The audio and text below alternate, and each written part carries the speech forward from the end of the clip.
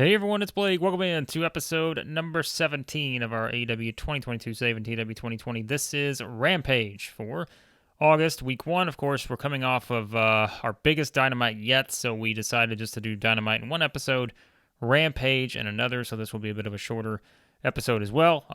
For all of you who've been kind of following the channel, I know we have not had videos up as regularly as we usually do. Usually I try to do one every other day now, but sometimes we're able to put a couple back-to-back days and such. But last couple weeks, last week, this week, pretty busy work-wise, so trying to still keep some stuff flowing for you guys. And so if you're loving the WWE Save, WCW, I promise I'm working on those videos. It just takes a little longer because you guys know I put a lot into those shows in particular with these big three, AEW, WWE, WCW. So with work-wise, just haven't been able to kind of put the entire episodes together just yet. But let's talk about Rampage because we're coming off of a very noteworthy Dynamite, which we'll get to some of the fallout of that in just a second. But we start with the pre-show. Sammy Guevara gets the win over Sonny Kiss, 6:39. The victory there, 60 match, not bad. Lack of psychology on this one.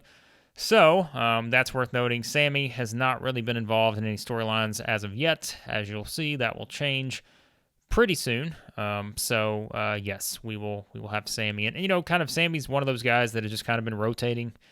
There's so many people, as we say, we have to get on these shows, and some guys are just going to have to rotate in and out in terms of when they're on quite a bit and when they're not, and that's just kind of how we're using it. So, 60 for this one, and now we jump into Rampage, which starts off just as Dynamite ended with a perfect 100 segment as we get a highlight package looking at the fallout from Dynamite, which saw the dramatic return of MJF. And it was noted in the comments that, yes, I will be honest with you guys, about a month ago, somewhere in there, I just got to, look, it was kind of rumored out there, and I think everyone kind of expected that MJF was going to return in reality to AEW, and so I decided to set that episode of Dynamite to make sure, scheduling-wise, I put it out on the same day as All Out, because I just had a feeling that was going to be the case. So I thought it'd been kind of a fun little, tie together the fact that MJF was probably going to return at All Out, and probably going to go after CM Punk, and so I was like, hey, what perfect way to do this, knowing what we have planned in our game. And little did I know, all hell was going to break loose between the last time I recorded an AEW episode and this episode. So, AEW is just something. But hopefully, our backstage will not be as crazy. But what we do know is MJF with a shocking return on Dynamite and walks into the cage. Dustin Rhodes, seemingly somehow involved in this, shocks the world, turns on CM Punk, and MJF just punching CM Punk in the face. And so we get kind of, a highlight package, everything that happened leading up to it, with FCR returning as well, Butcher and the Blade's involvement, so many kind of things we have to tie together, and we are going to get the fallout from that on Dynamite. So, you kind of know what we're riding here as we head closer to All Out. MJF is back, just a stunning segment to finish off the show. This gets a 100, a nice start to Rampage. Meanwhile, match-wise, one of our worst matches yet in the save. It is King Kota getting the win over Emmy Sakura here. 5:04 for this one. The reason why this did not do as well is because it was short, for starters. This match needed to be longer, and it would have did better. Probably not a whole lot better. May have gotten the 40s. But very short match. Cools the crowd coming off a 100 segment. But time-wise, we had a lot to stick on the show because I said a little bit with this is going to be the fallout from Fyter Fest because we had so much to put into Dynamite that was really built a lot around, the MJF return and all that. But Kota gets the win here. It is what it is. I wish this could have been longer, but segment-wise, we just didn't have anywhere to spare some of the minutes, and we just had to take off some time from this one. So Kota gets the win. Of course, she made her debut in AEW at Fyter Fest. She loses to Jade Cargill. And after the match, it is Tony Schiavone, coming into the ring to interview King Kota here. And Schiavone wants to know, what is your mindset after, made your big AEW debut at Fyter Fest? You lose to Jade Cargill. She pushes you down after the match, kind of bullying you there. And, Schiavone's like, I want to know your mindset. And before she can speak, this gets a 57. Here comes Jade with Stokely Hathaway.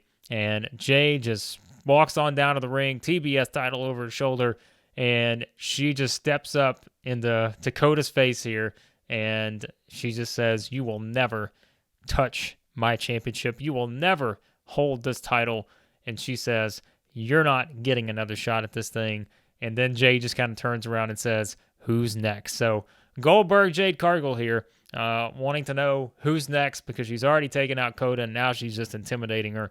So Jade, still your TBS champion, and we'll see maybe what's next for Kota as Jade not holding back on letting everyone know what she thinks about her title reign thus far. So 57 here for that one. And then, match-wise, we get the Acclaimed getting the win over Alex Reynolds and John Silver, 750, with a caster pinning Reynolds with a mic drop, 65 for this one. Silver, look at this, John Silver, 73 on his in-ring performance here. That is fantastic. Johnny Hungy really delivering. I think we've said that on some of these matches before. Of course, Reynolds and Silver coming off the win over last week's Rampage. They beat the men of the year, Ethan Page and Scorpio Sky, who are having their own issues right now. But the Acclaimed, able to bounce back here, beat these two, and get a nice win. So, as we always say, our tag team division is just absolutely loaded. And, it's going to be some back and forth wins sometimes. And clearly, we have long-term plans for the Acclaimed. I don't think we'll get them as over as quickly as they are in reality now. But we do have some pretty fun long-term plans for the Acclaimed. They're just, overness-wise, they are still like in the upper 30s, low 40s in terms of the game. So, yeah, we've still got to get the Acclaimed up there, but it's gonna take a little time. So all the usual bonuses from these two tag teams, but John Silver, 73 for Johnny Hungy on this one, 65 for this match. And then we get a video here, and it's right after the match that took place on Dynamite. So we kind of look at the flashback here, an exclusive, as remember the match on Dynamite where Britt Baker and Jamie Hayter get the win over Thunder Rosa and Athena, but it was Jamie Hayter pinning Thunder Rosa in surprising fashion to, kind of earn herself a future title shot, seemingly. She just pinned the champion, so she's going to have a shot at the championship at some point or another, surely. And then it's Tony Schiavone after the match. So we got to get the video package here of what happened afterwards. And it's Tony going up and asking, Jamie Hayter, you just pinned the champion. Thunder Rosa beat you in a one-on-one match not long ago, but you're able to pin her here. What does that mean, for you moving forward? And, Hayter's just kind of talking about, well, Tony, I learned a lot from that first match, and I knew we were going to go out there and win this one. And, I just happened to be the one that pins Thunder Rosa. But she says, I will be coming for my championship match again at some point in the future. And that is when Britt Baker comes in afterwards, because she is coming to the back after the match. And Baker just kind of steps in between Tony and Hayter here. And Baker just says, Tony, just remember, I'm the one getting my championship match at All Out. And she says, I will be happy to give Jamie a shot at my championship after I become the champion. So, still playing up this interesting dynamic here between Britt Baker and Jamie Hayter. But remember, Hayter now has pinned the champion. But if Baker wins the championship, what does that mean, perhaps, for all parties involved? So 69, nice segment here for this one. Plenty more to come with our women's title scenario that we have going on right now. And then we get a promo from Malachi Black, who points out, House of Black was successful. They beat Sting, Darby Allin, and Hangman Page at Fyter Fest. And Black points out, I have now pinned Darby Allin. I have now pinned Sting. And now, he says, Hangman Page, you are next. And so we've got Goldberg all over this place. We got Jade wanting to know who's next. Malachi saying Hangman's next. But no, in all seriousness, it is Malachi here taking aim at Hangman Page, which kind of, as we know, kind of started this whole thing. But these two have yet to set foot in the ring together in terms of a one-on-one match. And now we will see if that's what we get to. But Black making it clear that he is taking aim at perhaps getting a shot one-on-one with Hangman Page. So that is kind of your setup here for this 159 for this segment. And that's going to lead us into a match here involving the House of Black. Brody King gets the win over Matt Sydal. 651, Gonzo Bomb. Not a great match, but we did do still the show here because this was, one of those shows where, hey, we have to have 3 match aims. Usually we only have 4 matches on Rampage, so we have to get kind of creative with where we put some of these. So Brody King gets the win, and that just kind of builds on the momentum for the House of Black. And then we get a video here, and it is the fallout from, remember, on Dynamite, FTR made their returns during that main event situation that we had going on with, MJF coming back and Punk and Dustin Rhodes teaming up against Butcher and the Blade and just chaos everywhere. FTR came back. They fought Butcher and Blade through the crowd, and now we get kind of a video from what happened after that with the brawl with FTR, Butcher and the Blade, and it's basically just a video here of FTR in the parking lot, and they just tell, Butcher and the Blade, you guys meet us in the ring on Dynamite to start the show. We're not going to wait. We will be out there at, right on the dot, 8 p.m. Eastern. You guys meet us in the ring. We are going to take care of this then and there because, of course, as we know, it was these two who were attacked in the parking lot by Butcher and the Blade, and now we started to see everything come together, the mastermind behind all of this, seemingly MJF, these two are not holding back. They want Butch and the Blade, and they want them to start off next week's Dynamite. So will they get it? We will find out. But that is your setup here. A pissed-off FTR wanting to get their revenge on Butcher and the Blade. 55 for that segment. And that leads us into our main event, which is the Blackpool Combat Club. Jon Moxley, Bryan Danielson, Wheeler Yuta getting the win over the Gun Club. They are all here together. Daddy Ass and Austin and Colton. They're all together. Again, 75, but it's pretty interesting to look at this match, right?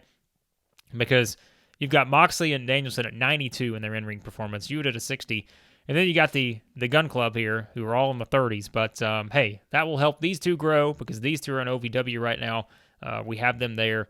Billy, we just kind of put in different spots here and there when we need him. But, Blackpool Combat Club getting the win, coming off of, again, a successful 10-man tag at Fyter Fest, and then we had them involved in Kenny Omega's Ultimate Elite proposal that he put forth on Dynamite, and that is actually how we are going to wrap up this show, because after the match, William Regal grabs the microphone, and Regal says, they've talked about it, and they didn't have to talk long, because as he said from the beginning, the Blackpool Combat Club will fight anyone, anywhere, anytime. And that is when Regal says, Kenny, we've all discussed, and we're in. Like, we will be involved in the Ultimate Elite, which, as I told you guys, we will get into the specifics of what this will look like. Really, on Dynamite, on the next Dynamite, you will find out what this is going to mean. But G1 Climax-esque tournament here that will take place, and Regal says specifically, he says, we are in.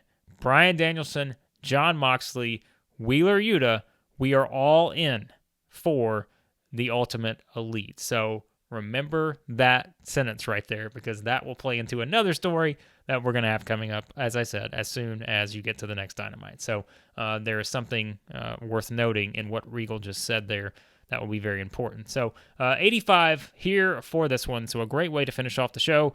And Omega's Ultimate Elite coming together as Regal has said, hey, Danielson, Moxley, Yuta, they're all in. So we'll see what this looks like for Omega's big idea here once we get to Dynamite. 85, and this will be a really good show, 77, because we bookended with a 100, looking at the MJF Punk Fallout.